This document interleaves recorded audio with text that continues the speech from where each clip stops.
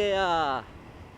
থানসি যাওয়ার সময় নীলগিরি থেকে এই রোডটা এদিকটা পুরোটা পাকা করে ফেলছে ভাই, সেই লাগতেছে এখন টাইম না, যেমন মজা পাইতেছি টাইম না, তেমনই কন্ট্রোলও ভালো হইতেছে। নতুন রাস্তা তো তবে একটু পরিষ্কার আছে। স্কেট করে কিনা জানি না, নতুন রাস্তা তো স্কেট করার কথা না, কামড়াই ধরার কথা বলছো যদি ধুলাবালি না থাকে, মানে কণা না থাকে। সেটা তার স্পিড ব্রেকার কোথায় আছে এগুলো বোঝা যায় না। এই যে দেখেন কি সুন্দর ভিউ, স্টিল ব্রিজ, নিচে ঝর্ণা, নদী। বান্দরবন তো একটাই মেবি নদী নাকি আমি সঠিক জানি না, আমি শুধু বান্দরবনের সাঙ্গু নদীর কথাই জানি আর সাঙ্গু নদীটাই চিনি।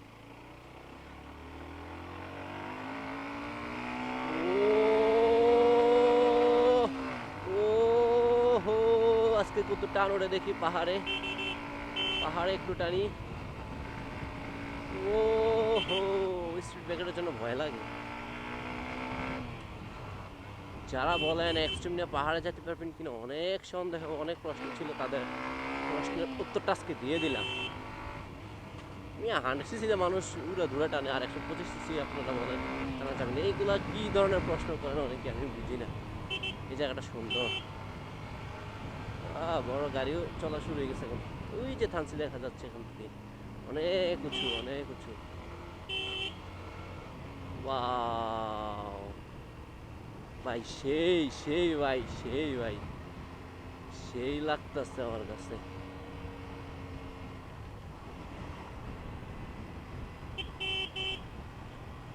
অস্থির অস্থির। আমি তো ক্যামেরা চার্জ শেষ করে ফেলছি, এইটুকুনি ভিডিও দিতে দিতে। থানসি কি আগে ক্যামেরাটাকে চার্জ করতে হবে। মেবি আমি কথা একটু আসতে বলি, হ্যাঁ, এমনিতে তো আমার একটু ফোনের সাউন্ড কেমন আছে চেক দিয়ে নেই, তারপর আস্তে কথা বলতেছি। আল্লাহ জানে, এত কষ্ট করে টোরে আসলাম, ভিডিও করতেছি, কেমন জানি হইতেছে। থানসি গিয়ে রুম যদি পাই বা 3-2 যদি রুম পাই, আগে ভিডিওর ভয়েসগুলো চেক করবো, না হয় আমাকে আবার সব কিছু নতুন করে ভিডিও করতে হবে। হয়তো এদিকে আর আসবো না, কিন্তু ওই আলী কদম বা যতটুকু অংশই বাকি থাকবে ওগুলা কমপ্লিট করবো। আচ্ছা, আমার একটা প্রশ্ন, এ ভানসি, আই মিন বান্দরবন আসার পর থেকে আমি ম্যাক্সিমাম বাইক R15 দেখতেছি। বাংলাদেশে কি এত পরিমাণ R15 V3? আরে বাপরে বাপ, মুড়ির মতো। রাস্তাঘাটে যেমন অটো রিক্সা দেখা যায় কুমিল্লা শহরে, এই জায়গার ভিতরে এমন R15 দেখা যাইতেছে। এত R15 আসছে, আর সবাই মনে হয় R15 যারা নেয় তারা টুরে আসে নাকি, বুঝলাম না।